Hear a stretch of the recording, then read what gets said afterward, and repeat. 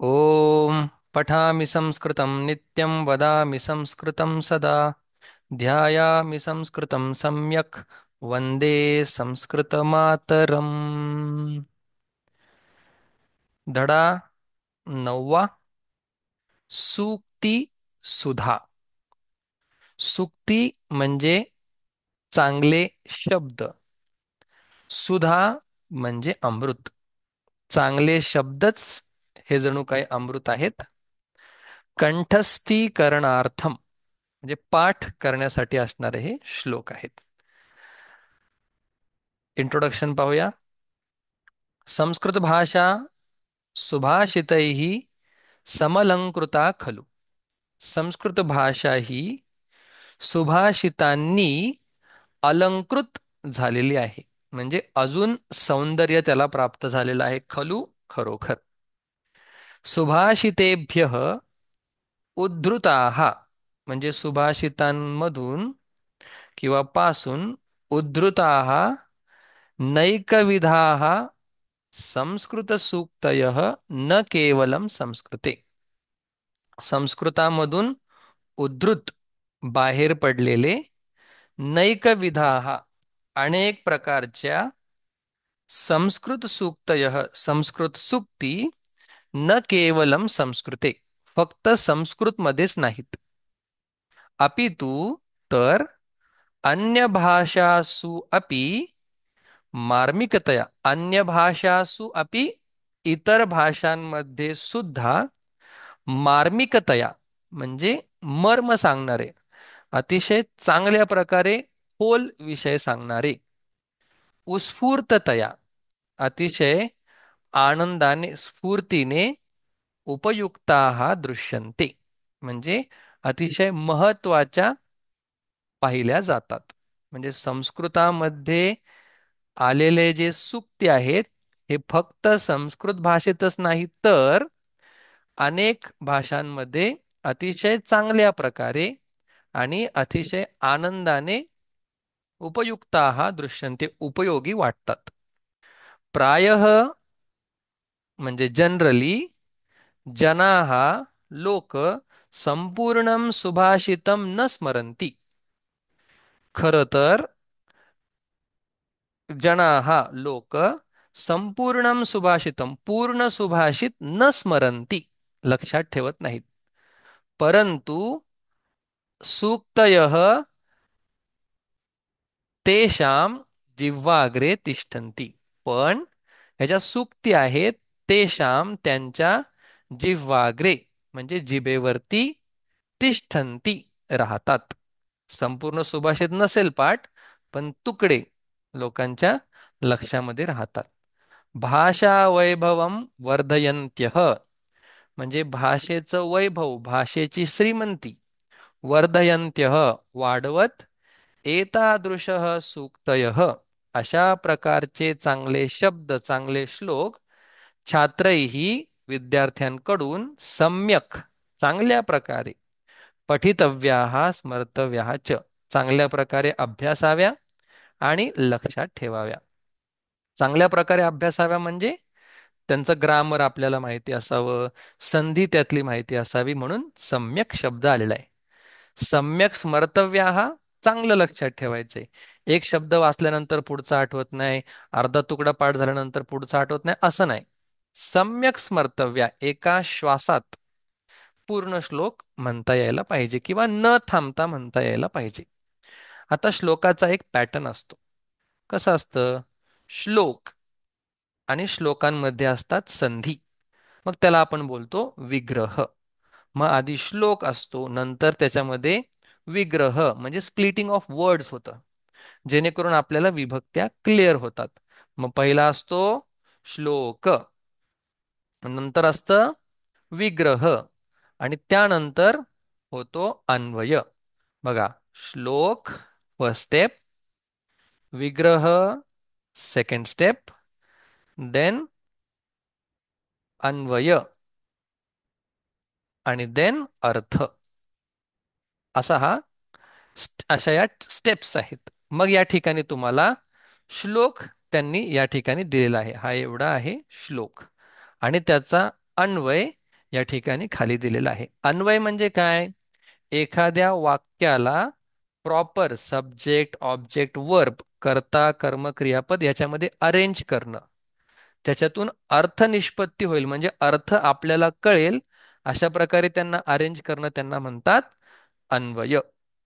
चला आता आपण पाहूया पहिला श्लोक.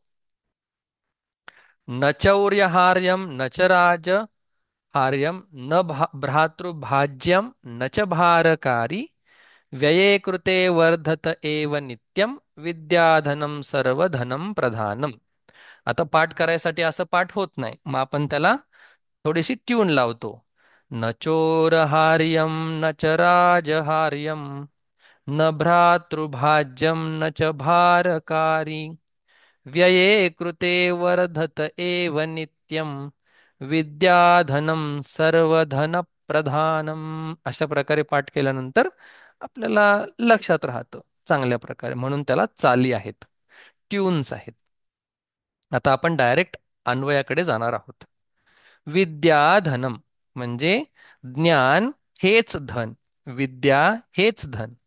हे विद्याधन कसं आहे? चौर्यहार्यम न म्हणजे चोरा चोरी केली जाऊ शकत नाही असं आहे. राजहार्यम न म्हणजे राजाही तुमच्याकडे असणारं ज्ञान चोरू शकत नाही. भ्रातृभाज्यम म्हणजे जसं आपली इस्टेट असेल तर त्या इस्टेटमध्ये काय करतात, आपले नातेवाईक भाऊ वगैरे काय हिस्सा मागतात, म्हणजे आपल्याकडे असणारी इस्टेट ते शेअर करतात. मग भ्रातृभाज्यम म्हणजे भावांकडूनही ज्याच्यामध्ये भाग मागितला जाणार नाही. न अशी नाही. भारकारी अपि न असती. भारकारी म्हणजे बर्डन. एखाद्या गोष्टीचं काय आपल्याला बर्डन होतं म्हणजे असली तर त्याचं दुःख होतं. असं ज्ञान नाही, अशी विद्या नाही. न भारकारी. मग काय चांगलं आहे या विद्येच्या बाबतीत? व्यये कृते अपि म्हणजे ही विद्या ज्ञान वाटल्यानंतर व्यये कृते अपि सुद्धा नित्यम वर्धते एव नेहमी वाढतच राहतं. एव म्हणजे च अशा प्रकारची ही विद्या आहे. ज्ञान दिल्याने ज्ञान वाढते असं आपण गीत पण शाळेत म्हणायचो. सत्यमेव विद्याधनम आणि हे विद्याधनम कसं आहे? सत्य आहे, खरं आहे, म्हणून काय म्हणतं त्याला? सर्व धन प्रधानम. सगळ्या धनांमध्ये श्रेष्ठ आहेत. आता आपल्याकडे जर रुपीज असतील, इंडियन करन्सी, तर ती अमेरिकेमध्ये चालत नाही, अमेरिकेमधली दुसऱ्या देशामध्ये चालत नाही. पण हे ज्ञान जे आहे, जे आपल्याकडे भारतात आहे, त्याच ज्ञानाचा उपयोग अमेरिकेत सुद्धा केला जातो. म्हणून पैशापेक्षाही विद्येला काय जास्त महत्त्व दिलेलं आहे. श्लोक नंबर 2. आता लहान बुद्धी असणारे कसा विचार करतात आणि महान बुद्धी असणारे कसा विचार करतात हे सांगितलेलं आहे. अयम निजः परो वेती गणना लघुचेतसाम उदारचरितानां तु वसुधैव कुटुंबकम. सांगतात लघुचेतसाम म्हणजे चेतस म्हणजे मन, ज्यांचं हृदय, लघु म्हणजे लहान आहे, ज्यांचं मन लहान आहे ते काय म्हणतात? अयम निजः हा माझा, परह वा वा किंवा अयम परह हा दुसरा, इति गणना गणना म्हणजे चिंतनम असं काय त्यांचा विचार असतो. कोणाचा? ज्यांचं मन छोट आहे अशांचा. उदारचरितानाम कृते ज्यांचं मन फार मोठं आहे, विशाल आहे, तू तर त्यांच्यासाठी वसुधा एव कुटुंबकम. आता इथे वसुधैव आहे, इथं वसुधैव का झालं तर वृद्धी नावाची संधी झालेली आहे. वसुधा एव कुटुंबकम. मग दोन प्रकार. ज्यांचं मन छोटं त्यांच्यासाठी हा माझा हा परका, ज्यांचं मन मोठं आहे असे संपूर्ण जगच काय त्यांचं कुटुंब आहे, कोणीही त्याच्यामध्ये परका नाही. श्लोक नंबर 3. तर कोण कोण या जगामध्ये परोपकार करतं? परोपकार म्हणजे दुसऱ्याला मदत कोण कोण करतं ते सांगतात. परोपकाराय फलन्ति वृक्षाः परोपकाराय वहन्ति नद्यः परोपकाराय दुहन्ति गावः परोपकारार्थमिदं शरीरम. वसुधैव कुटुंबकम हे वाक्य खूप फेमस आहे, तर ते या श्लोकामधून घेतलेलं आहे. वृक्षाहा म्हणजे झाड, परोपकाराय फलंती म्हणजे झाड फळ देतं, पण ते फळ दुसरंच कोण आपण खातो. वृक्ष स्वतः खातं का? नाही खात. म्हणजे दुसऱ्यावरती काय उपकार करतात. नद्यः परोपकाराय वहंती, नद्या परोपकारासाठी दुसऱ्यासाठी वाहतात. त्यांचं पाणी आपण पितो, शेती करतो, पाऊस पडतो, सगळ्या गोष्टी पाणी मिळतात. गावह या ठिकाणी गाव शब्दाचा अर्थ आहे गायी. गाव म्हणजे आपलं गाव नाही. गावह परोपकाराय दुहंती, गाय वासरासाठी आणि इतर लोकांसाठी काय करते? दुहंती म्हणजे अं, म्हणजे काय? दूध देते. त्याला दुहंती असं म्हटलेलं आहे. दुहंती दुसऱ्यासाठीच. गाय सुद्धा काय? दुसऱ्यासाठीच दूध देते. पुढे मग ते शेवटी सांगतात, त्यांना काय सांगायचंय? इदम शरीरम, बघा, इदम शरीरम हे शरीर परोपकारार्थम एव अस्ति. हे शरीर सुद्धा कसं आहे? दुसऱ्यावर उपकार, दुसऱ्याला मदत करण्यासाठी आहे. ज्याप्रमाणे वृक्ष, नदी आणि गाय हे तर प्राणी आहेत, नॉन लिव्हिंग थिंग्स आहेत, तरी ते काय करतात? दुसऱ्यावर उपकार करतात. आपण तर सजीव आहोत, लिव्हिंग बिईंग्ज आहोत, म्हणून काय आपणही दुसऱ्यावर उपकार केले पाहिजेत. मग हा शब्द फेमस आहे, परोपकारार्थमिदम शरीरम. म्हणजे आपण या शरीराचा उपयोग सुद्धा दुसऱ्याला मदत करण्यासाठी करावा आणि दुसऱ्यांनीही आपल्याला मदत करावी. पुढचा श्लोक आहे सत्संगतीचा, म्हणजे गुड कंपनी, चांगले मित्र ह्याच्यावरती सांगतात. सत्संगती ही म्हणजे चांगली मित्रता, चांगला संग. धियः जाड्यम हरती, धियः बुद्धीचं, अज्ञान हरती, जाड्यम म्हणजे काय? अज्ञान. चांगल्या लोकांमध्ये राहिलं तर काय होतं? आपल्याला नवीन नवीन माहिती मिळत राहते आणि आपलं अज्ञान दूर होतं. वाची सत्यम सिंचती, वाची म्हणजे वाणीमध्ये सत्यता, सिंचते म्हणजे येते. सत्संगतीमुळे काय होतं? वाणीमध्ये आपल्या सत्यता येते. मानोन्नतीम दिशती, मग आपल्याला काय होतं? अं, मानोन्नती, आपला दिशती, हा, उन्नतीम दिशती, आपली जी प्रगती आहे त्या प्रगतीकडे काय आपल्याला दिशा मिळते. आपल्याला मान सन्मान मिळतो, आपल्याला दिशा मिळते, आपण जर चांगल्या लोकांमध्ये राहिलो तर. पापम अपाकरोती, पाप म्हणजे आपल्या जीवनातून काय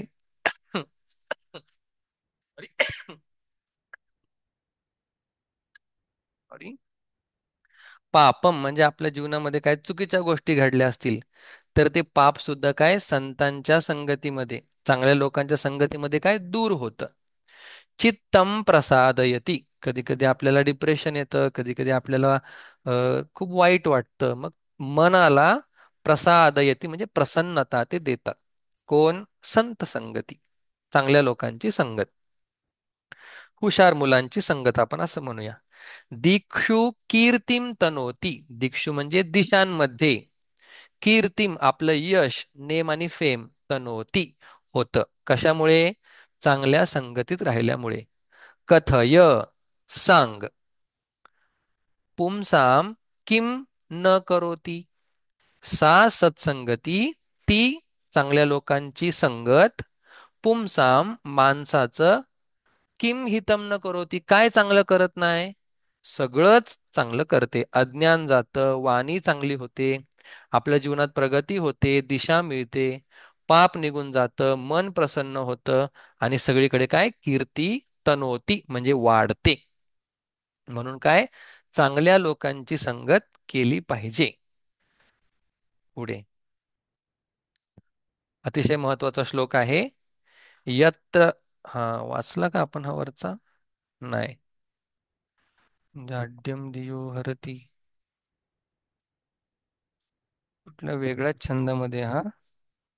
जाड्यम धियो हरति सिंचती वाची सत्यम मानोन्नतिं दिशति पापमपाकरोति चित्तं प्रसादयति दिक्षु तनोति कीर्तिं सत्संगतिः कतय किं न करोति पुंसाम्.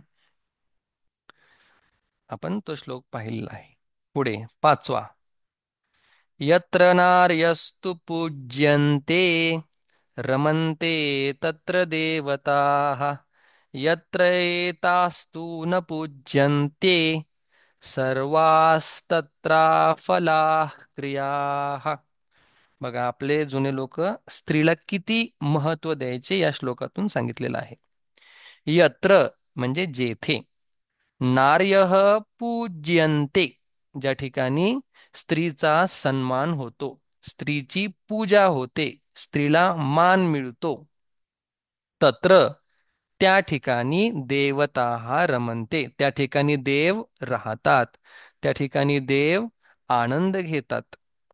यत्र तू ज्या ठिकाणी एताः न पूज्यन्ते म्हणजे स्त्रियांचा सन्मान होत नाही, त्यांची पूजा होत नाही, त्यांना आदर दिला जात नाही, तत्र सर्वाः क्रियाः अफलाः भवन्ति. सगळ्या त्यांच्या क्रिया अफलाः भवन्ति म्हणजे त्याला काही फळच नाहीये. का तर स्त्रीचा सन्मान होत नाही, त्या घरामध्ये कधीही आनंद राहू शकत नाही. अत्यंत महत्वाचा रेलेव्हंट हा श्लोक आहे. पुढे चातक मीटर. चातकस्त्रिचतुरान् पयःकनान् याचते जलधरं पिपासया सोऽपि पूरयति विश्वमंभसा हंत हंत महतामुदारता. आता चातक पक्षाचं उदाहरण देतात. अतिशय गोड उदाहरण आहे बघा. यदा जेव्हा चातकः म्हणजे एक पक्षी आहे जो एक ठराविक नक्षत्रातीलच तो पाणी पितो आणि तो जरी बाजूला पाणी उपलब्ध असलं तरी ढगाकडेच प्रार्थना करतो आणि त्या ढगातलंच पाणी, मेघातलंच पाणी तो पितो. बघा चातकः यदा म्हणजे जेव्हा. आता यदा अख्ख्या याच्यात नाहीये, मग अर्थ कळण्यासाठी काही शब्द आपण घेतो, प्रोव्हाइड करतो, पुरवतो. त्याला काय म्हणतात? हे जे शब्द आहेत ते ब्रॅकेटमध्ये लिहिलेले आहेत. ठीक आहे. त्याला म्हणतात अध्याहृत करणे. जाऊ द्या, एवढं नको डीप. म्हणजे काही शब्द आपण घेतो. चातकः म्हणजे चातक नावाचा पक्षी. पिपासया तहानेने म्हणजे तहानेने व्याकुळ होऊन. जलधरम म्हणजे मेघ किंवा ढग. ढगांना काय करतो? त्रिचतुरान पयकनान याचते. तो काय ढगांना म्हणतो? तीन चार थेंब पयकनान पाण्याचे थेंब याचते मागतो. तदा तेव्हा सह मेघः तो ढग अपि तो ढग सुद्धा विश्वम अंबसा पूरयती सगळ्या भागाला काय करतो? पाण्याने भरून टाकतो. म्हणजे खरं असं म्हणतात की चातकासाठीच पाऊस येत असतो, कारण की तो खूप व्याकुळ होऊन ढगाला पाणी मागतो.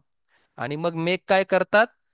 फक्त एका चातकाने दोन तीन थेंब मागितलेत, पण ते सगळीकडे पाणीच पाणी करून टाकतात. इतके ते उदार आहेत. हंत हंत म्हणजे अरे बापरे, अरे बापरे, आश्चर्य. महताम उदारता. कियती एषा कितीही महान उदारता आहे. म्हणजे कोणीतरी आपल्याला 2 रुपये मागावे आणि आपण त्याला 1,000 रुपये द्यावे. किती उदारता आहे? खूप आहे. त्याप्रमाणे चातक दोन तीन थेंब मागतो, पण त्याला मेघ किती पाणी देतो? भरपूर पाणी देतो. बघा.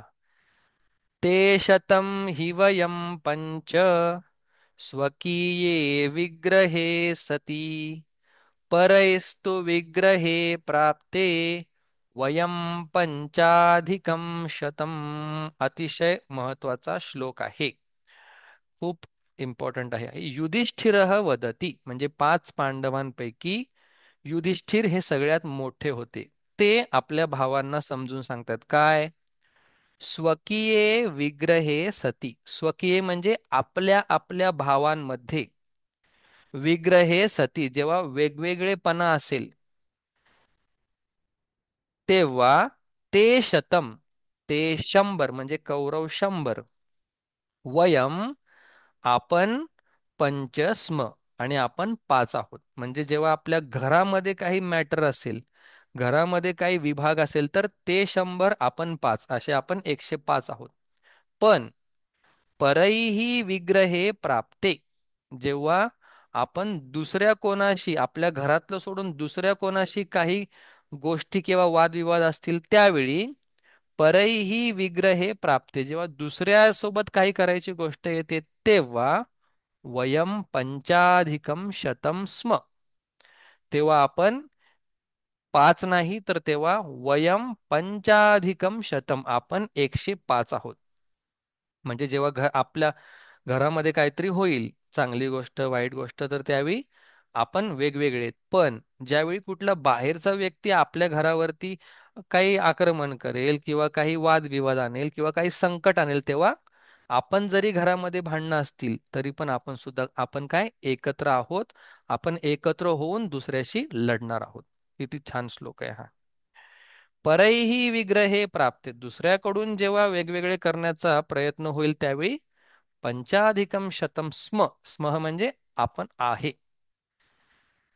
शेवटचा श्लोक. आता या श्लोकामध्ये सांगतात की नुसतं अभ्यास करणारे आणि शिकवणारे हे काय आहेत? अनलकी, दुर्भागी आहेत. अनफॉर्च्युनेट आहेत, दुर्दैवी आहेत ते. का? तर जो क्रिया करतो, यह क्रियावान, जो क्रिया करतो, नुसतंच सांगत नाही, नुसतं शिकत नाही, सह पंडित, तोच खरा पंडित आहे. बघा, पट पठक पाठकश्चैव ये चान्ये शास्त्रवाचकाः सर्वे व्यसनिनो ज्ञेयाः यः क्रियावान् स पंडितः. पठकः म्हणजे अभ्यास करणारा, वाचणारा. पाठकः म्हणजे शिकवणारा. तथा तसेच च आणि ये अन्य शास्त्रवाचक आहात, जे वेगवेगळे शास्त्राचं अध्ययन करणारे आहेत, शास्त्र अभ्यासणारे आहेत, संती आहेत, ते म्हणजे हे सगळे पठक, पाठक, शास्त्रवाचक हे सगळे काय? सर्वे व्यसनिनः ज्ञेयाः, हे सगळे काय? संकटात आहेत, हे सगळे काय? दुर्भागी आहेत, यांचं भाग्य नाही, अनफॉर्च्युनेट आहे, ज्ञेयाः असं जाणावं. यतः कारण की यह क्रियावान, जो क्रिया करतो. आता सगळे काय बोलतात? खरं बोला, खरं बोला, खरं बोला. आणि जर तोच खोटं बोलत असेल तर काय फायदा आहे? काहीच फायदा नाही. यह क्रियावान, जो क्रिया करतो, सह एव पंडित असती, तोच पंडित म्हणजे तोच विद्वान आहे. बाकी सगळे असेच आहेत, अशा प्रकारे सांगतात. प्रश्न उत्तर बघा. कैही धनम न रियते, कोणाकडून धन चोरल्या जात नाही. मग काय? कैही चौ चोरैही म्हणजे चोरांकडून. उत्तर प्रश्न तृतीय विभक्तीमध्ये आहे म्हणून उत्तर कसं तृतीय विभक्तीकडून येणारच. न चौर्यहार्यम, चोरांकडून म्हणजे कसं उत्तर लिहिणार आपण? चौरैही हा प्रश्न काढून टाकायचा. चौरैही धनम न ह्रियते, चोरांकडून धन चोरल्या जात नाही. केषु धनम न विभज्यते, कोणामध्ये धन विभागल्या जात नाही, वाटल्या जात नाही. तर भ्रातृषु. आता प्रश्न वेगळे आहेत आणि उत्तर थोडे वेगळे लिहायला लागतात, कारण की प्रश्नाची विभक्ती बघूनच आपल्याला उत्तर लिहावे लागतात. केषु धनम न विभज्यते भ्रातृषु म्हणजे बंधूंमध्ये भावांमध्ये धन काय विद्याधन जे ते वाटल्या जात नाही. सर्व धनप्रधानम किम तर सर्व धनप्रधानम विद्या. सगळ्या सगळ्या धनांमध्ये सगळ्यात प्रॉमिनंट प्रधान कोण आहे तर विद्या हे धन काय सगळ्यात प्रॉमिनंट आहे. सर्व धन प्रधानम किम विद्या किंवा विद्याधनम असं म्हटलं तरी चालेल. विद्याधनम सर्व धन प्रधानम. पुढे प्रश्न बघा. विद्याधनम व्यये कृते कथम वर्धते म्हणजे हे ज्ञान जे आहे हे वाटल्यानंतर कथम वर्धते कसं काय वाढतं तर ज्यावेळी मी दुसऱ्याला ज्ञान आता याचं उत्तर थोडंसं मार्मिक आहे. ज्यावेळी मी दुसऱ्याला ज्ञान सांगतो त्यावेळी आधी माझ्या काही कॉन्सेप्ट क्लिअर नसतील तर त्या क्लिअर होतात. एक आपलं ज्ञान असं वाढतं. दुसरी गोष्ट ज्यावेळी मी कोणाला काहीतरी सांगतो त्यावेळी तोही मला काहीतरी सांगणार. अशा प्रकारे ज्ञान दिल्यानंतर ज्ञान वाढतं. असं उत्तर तुम्ही लिहू शकता. वर्धत एव याची संधी काय वेगळी संधी आपण शिकणार आहोत ती वर्धते एव. एचा अय होतो मग तो य लोप पावतो आणि वर्धत एव होतं. पण वर्धते एव ही त्याची संधी आहे. आता समानार्थक पदाने आपल्याला लिहायचे आहेत म्हणजे समानार्थ असणारे शब्द त्याच्यामध्ये लिहायचे आहेत. काय आहे चोरसाठी काय शब्द आहे तर या ठिकाणी मी लिहितो स्तेनह म्हणजे चोर म्हणजे चोर. भारह भारसाठी काय शब्द आहे भरह असं असा सुद्धा शब्द आहे भरह. नित्यमसाठी काय शब्द आहे सर्वदा म्हणजे नेहमी सर्वदा ऑलवेज. विद्यासाठी काय शब्द आहे ज्ञानम. धनमसाठी काय शब्द आहे वित्तम. प्रधानमसाठी समानार्थक शब्द काय मुख्यम. प्रधानम मुख्यम. अशा प्रकारे चोर स्तेनः भारः भरः किंवा याला दुसरा शब्द असा पण आहे धुरा. ज्ञानम वित्तम मुख्यम प्रधानम. आता विरुद्धार्थी शब्द लिहायचे. व्ययः व्ययच्या विरुद्धार्थी काय संचयः. व्यय म्हणजे काय वाया घालवणे किंवा दुसऱ्याला देणे. संचय म्हणजे काय साठवणे. नित्यचा विरुद्धार्थी काय अनित्यम. प्रधानमचा विरुद्धार्थी शब्द काय गौणम. समानार्थी विरुद्धार्थी थोडेसे पाठ करायला लागतील दोन दोनदा वाचायला लागतील लिहायला लागतील मगच ते येतील. संधी बघा आपण ही संधी शिकलेलो आहे. परह मग काय येणार परो वा उत्व दोन अशी ही संधी आहे. परो वेती. या ठिकाणी सगळ्यात सुरुवातीला या ठिकाणी काय झालेलं आहे उत्व दोन आणि या दोघांमध्ये गुणसंधी. त्या दोन्ही संध्या आपण पाहिलेल्या आहेत. ही संधी आपण नाही शिकलेलो आहे एका क्लासमध्ये आपण घेऊया. वसुधा प्लस एव वसुधैव. वसुधा प्लस एव वसुधैव. येस वसुधैव. वसुधैव काय संधी आहे ही जर अ किंवा आच्या पुढे ए आला तर दोघांचा मिळून आई होतो म्हणून वसुधा मधल्या आचा एव मधल्या एचा काय झालेला आहे आई झालेला आहे वसुधैव. हा अयम निजः परः इति केशाम गणना. हा माझा तो दुसरा ही कोणाची गणना आहे तर लघुचेतसाम म्हणजे ज्यांचं मन छोटं आहे अशांची गणना आहे. केशाम कृते वसुंधरा एव कुटुंबकम भवती. कोणाच्यासाठी संपूर्ण पृथ्वीच त्यांचे परिवार त्यांची फॅमिली आहे तर उदारचरितानाम. उदारचरितानाम. प्रश्न षष्ठी विभक्तीमध्ये आहे म्हणून उत्तर सुद्धा षष्ठी विभक्तीमध्येच दिल्या गेलेलं आहे. बघा पुढे लघुचेतसः उदारचेतसः जनाः कथम अभिज्ञातव्याः म्हणजे छोट्या मनाचे उदारचेतसः मोठ्या मनाचे जना हा लोक कथम अभिज्ञातव्या, कसे ओळखायचे? तर उत्तर सोपं आहे. जे मी माझं, हा माझा, तो माझा नाही, हे माझं, ते माझं नाही, असं करतात ते लघुचेतसः. आणि सगळी काही सृष्टी काय आपलीच आहे, माझीच आहे. आपण सगळे वेगळे नाहीत, वन फॅमिली आहोत, असं जे म्हणतात ते काय आहेत? उदारचरित आहेत. चला आता सोपं. स्तंभ मेलनम म्हणजे समानार्थी शब्द. स्वीयम, स्वीयमचा समानार्थी शब्द आहे निजः, स्वतःचा. गणना, चिंतनम म्हणजे विचार. अन्यः, परः. निजः, पृथ्वी. अशा प्रकारे पाठ करायचे. असं फक्त इकडचं तिकडं नाही जोडायचे. ओके. हम्म. पुढे श्लोक नंबर 3. श्लोक नंबर 3 काय सांगतोय? परोपकाराय वृक्षाः किम करन्ति, किम कुर्वन्ति. मग काय करायचंय? हा आहे प्रश्न.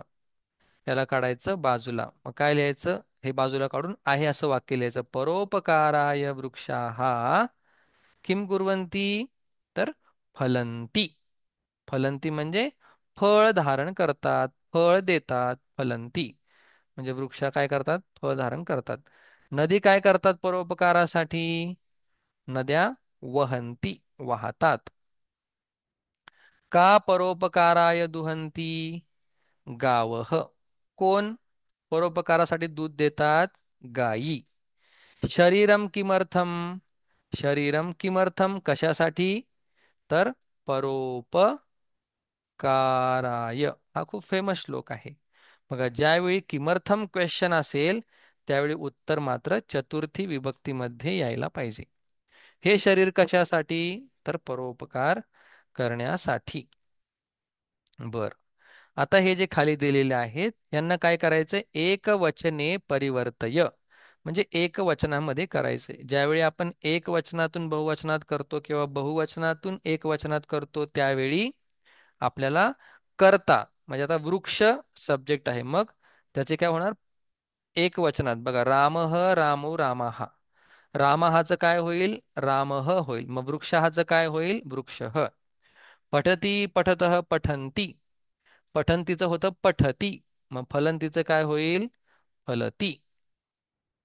नद्यः. आता नदी हा शब्द कसा आहे? इकारांत शब्द आहे. मग नदी, नद्यौ, नद्यः. नद्यःचं एक वचन काय होईल? नदी. आणि वहंतीचं वहती.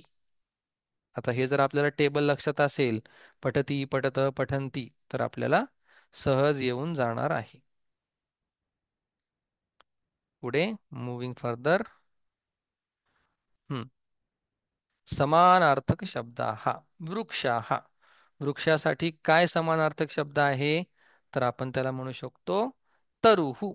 हा वेल नोन आहे, म्हणजे सगळ्यांना माहित असतं तरुहू. तरु काय आहे? वृक्षासाठी समानार्थक शब्द आहे तरुहू. किंवा त्याला अजून एक शब्द आहे पादपह, म्हणजे पायांनी जे पाणी पितात. झाड कसं पाणी पितं? जसं आपल्याला तोंड आहे तसं आहे का? नाही. तर मुळांनीच ते पाणी पितात, आणि मूळ काय आहे? पाय आहे. बर. नद्यः. नद्यः साठी समानार्थक शब्द आहे नद्यः सरिता, सरिताः. आणि शरीरासाठी शब्द आहे देहः. नद्यसाठी अजून बरं, एवढेच. उपकारः. उपकाराच्या विरुद्धार्थी शब्द आहे परोपकारः. सॉरी, उपकारासाठी शब्द आहे अपकार.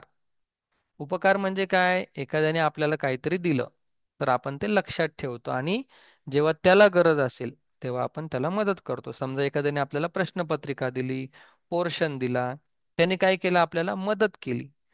मग आपण जर त्याला गरज असेल तेव्हा देत नसेल तर काय होतं? अपकार.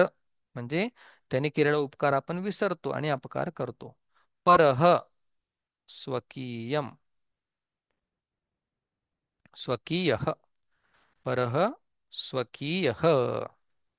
अशा प्रकारे हेही आपण पाहिलं. अपकार, उपकार फेमस शब्द आहेत, आपल्याला माहित नसतात, त्याच्यामुळे आपण ते लक्षात ठेवायचे. शेवटचा नंतर आपण पुढच्या सेशनमध्ये पाहूया. हा, सत्संगती ही जाड्यम धियाम हरती. सत्संगती काय करते? आपलं अज्ञान दूर करते. सत्संगती ही वाची काय करते? सत्यम सिंचती. आपल्या वाणीमध्ये काय सत्यता आणते. आपण मग खोटं बोलत नाही छोट्या छोट्या गोष्टींसाठी. सत्संगती मानोन्नतीम, मानोन्नतीही, मानोन्नतीम दिशती. मान आणि उन्नती काय करते? दिशती, दाखवते आपल्याला. म्हणजे हे सगळे काय आहेत? सत्संगतीचे फायदे आहेत. म्हणजे चांगले मित्र असावेत. आपल्याला कोणीच बदलू शकत नाही, पण आपले मित्र आपल्याला मात्र बदलू शकतात. सो मानोन्नती म्हणजे काय? ग्रेट रिस्पेक्ट त्याला दिशती, दिसतो, भेटतो. सत्संगती ही पापम अपाकरोती, म्हणजे पापाला काय? दूर करते.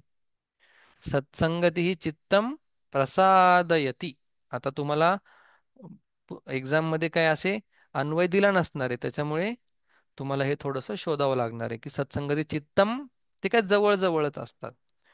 सत्संगती दिक्षु कीर्तिम, की मधली की लॉंग आहे. कीर्तिम तनोती, तनोती म्हणजे काय? वाढवते. बर, मग आता आपण जे वरती सगळं बघितलेलं आहे तेच आपल्याला मराठी भाषेमध्ये लिहायचे. बघा, सत्संगती जीवने किम किम करोती. सत्संगती जीवनामध्ये काय काय करते? तर सत्संगती जीवनामध्ये अज्ञान घालवते, आपल्या वाणीमध्ये सत्यता आणते, आपल्याला रिस्पेक्ट वाढवते, रिस्पेक्ट देते, पाप घालवते, चित्त आपलं मन आपलं प्रसन्न करतं, हॅपी आपल्याला बनवते सत्संगती. आणि चांगल्या लोकांच्या संगतीत राहिल्यामुळे काय होतं? तर आपलं जे यश आहे, आपलं जे नाव आहे, ते काय होतं? दिगदिगंतरामध्ये जातं. म्हणजे सगळ्या दिशेला. आता कोणालाही विचारलं की हे हे कोण आहे, जर ते चांगल्या लोकांमध्ये राहत असतील तर काय बोलतात? सगळे आपल्याबद्दल चांगलं बोलतात. अशा प्रकारे हा सत्संगतीचं महात्म्य म्हणजे वर्णन करणारा श्लोक आपण पाहिला. उरलेले हे जे दोन श्लोक आहेत ते आपण आता लगेच पाहूया.